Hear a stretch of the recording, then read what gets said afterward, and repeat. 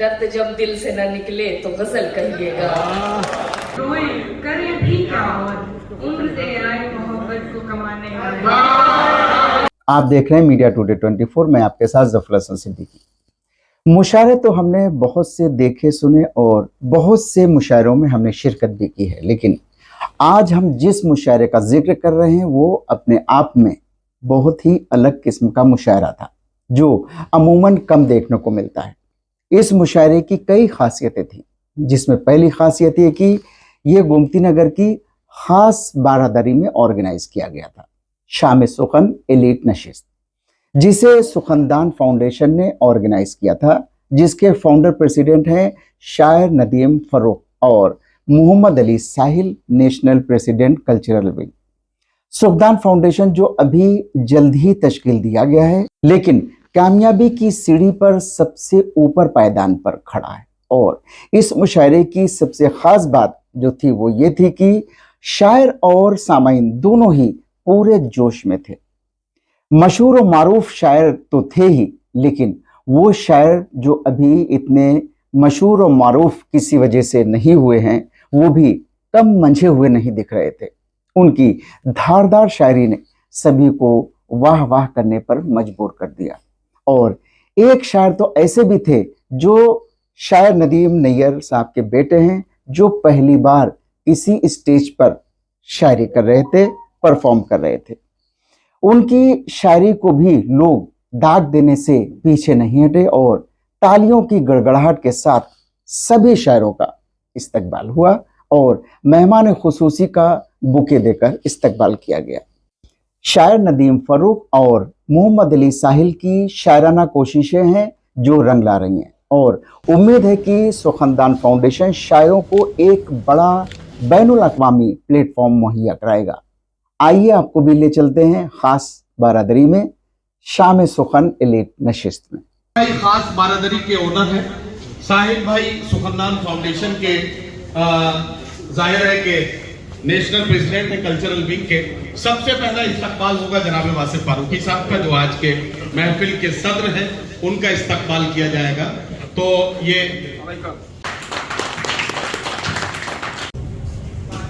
चले हैं मंजिल की जुस्तजू में ज़माने से बेनियाज होकर, हमारी लफ्ज़िश को देखते हो, हमारे रस्म सफर को देखो, हमारी लफ्ज़िश को देखते हो, हमारे रस्म सफर को देखो। मैं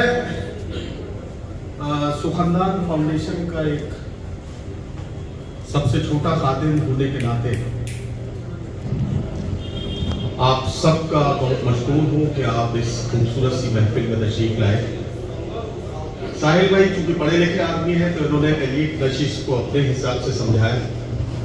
मैं कम पढ़ा लिखा आदमी हूं तो मुझे मालूम है कि इसमें से जो हिस्सा है नशिस्त वो हमारा है।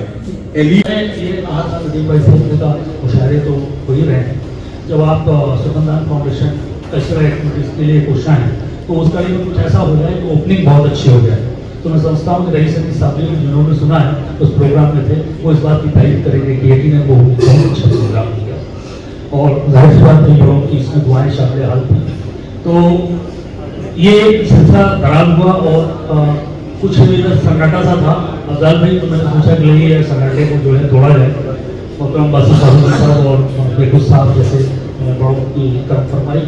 ये मेरे बड़े भाई, मेरे करम फरमा, जिन्होंने मेरे स्ट्रगल के टाइम में मेरा बहुत साथ दिया और कदम कदम मुझे हमेशा हौसला दिया, जनाब नदीम नैयर साहब। पिछले महीने वो इस दुनिया से रुखसत हो गए और जाहिर है कि हम दुआ करें कि अल्लाह उन्हें गरीक रहमत करे, हम दुआ ही कर सकते हैं। असद नदीम नैयर साहब के बेटे हैं और उनकी जिंदगी में ही इन्होंने शेर कहना शुरू कर दिए थे, लेकिन ये शेर पढ़ते नहीं थे। तो मैंने ये कहा कि जब सबके बेटे शेर पढ़ने लगे हैं तो नदीम नैयर साहब का बेटा शेर पढ़ने से क्यों बचा? ये दिल भी अपने मसाइल के हल निकालता है, उदास होता है जिस दिन गजल निकालता है। मसाइल का हल निकालता है, उदास होता है जिस दिन गजल निकालता है। ये दिल भी अपने मसाइल के हल निकालता है, उदास होता है जिस दिन गजल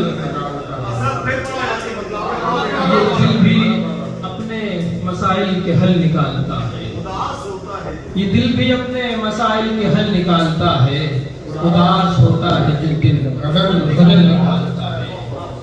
एक मतलब ये है कि ये जिंदगी जब भी थका देगी तो सो जाऊंगा, ये जिंदगी जब भी थका देगी तो सो जाऊंगा, जिंदगी जब भी थका देगी तो सो जाऊंगा, आखिरी वक्त किसी मिट्टी का हो जाऊंगा। जिंदगी जब भी थका देगी तो सो जाऊंगा, आखिरी वक्त किसी मिट्टी का हो जाऊंगा। आप पलकों पे न ठहरे तो गजल कहिएगा। आप पलकों पे न ठहरे तो गजल कहिएगा, दर्द जब दिल से न निकले तो गजल कहिएगा। आप पलकों पे न ठहरे तो गजल कहिएगा, दर्द जब दिल से न निकले तो गजल कहिएगा। आपने इश्क किया है तो ठहरिए थोड़ा, आपने इश्क किया है तो ठहरिए थोड़ा, जब लगे इश्क पे पहरे तो गजल कहिएगा। अच्छा आपने इश्क किया है तो ठहरिए थोड़ा, जब ये मैंने मिसरा पढ़ा किसी ने कहा अच्छा। आपने इश्क किया है तो ठहरिए थोड़ा, जब लगे इश्क पे पहरे तो गजल कहिएगा। सिसकियां कल्ब के अंदर ही अगर मर जाएं, सिसकियां कल्ब के अंदर ही अगर मर जाएं, अश्क आंखों से न निकले तो गजल कहिएगा। बहुत शुक्रिया। किसी ने कब कोई दस्ते कर्म बढ़ाया, किसी ने तो हम बढ़ाया है, किसी ने कब कोई दस्ते कर्म बढ़ाया है। शराब बन के लड़ा हूं मैं जब शराब बन के लड़ा हूं मैं जब अंधेरों से, कदम कदम पे हवाओं ने तो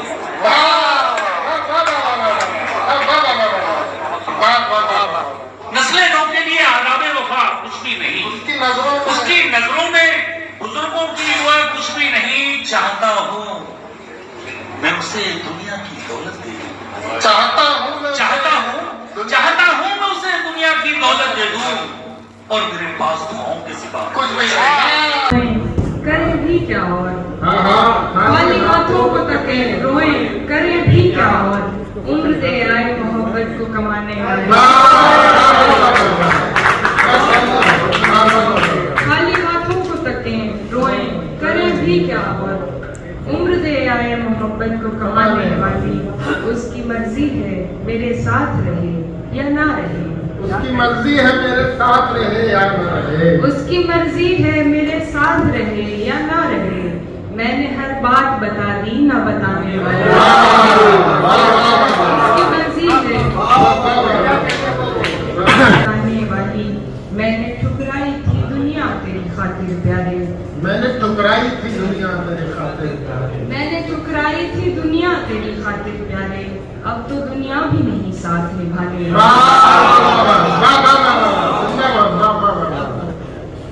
खींच कर दर्द की दहलीज पे लाए हुए लोग, खींच कर दर्द की दहलीज पे लाए हुए लोग, जिंदगी ख्वाब जिए तेरे सताए हुए।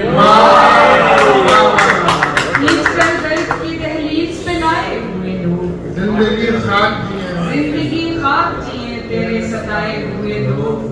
कम नसीबी पे कभी बैठ के रोएंगे जरूर, कम नसीबी पे कभी बैठ के रोएंगे जरूर। उसकी अय्यारियों से डरते हैं, उसकी अय्यारियों से डरते हैं, उसकी अय्यारियों से डरते हैं, अपनी खुशफहमियों से डरते हैं। तेज आंधी में टूट सकती हैं, तेज आंधी में टूट सकती है, तेज आंधी में टूट सकती हैं, घर की उन खिड़कियों से डरते हैं।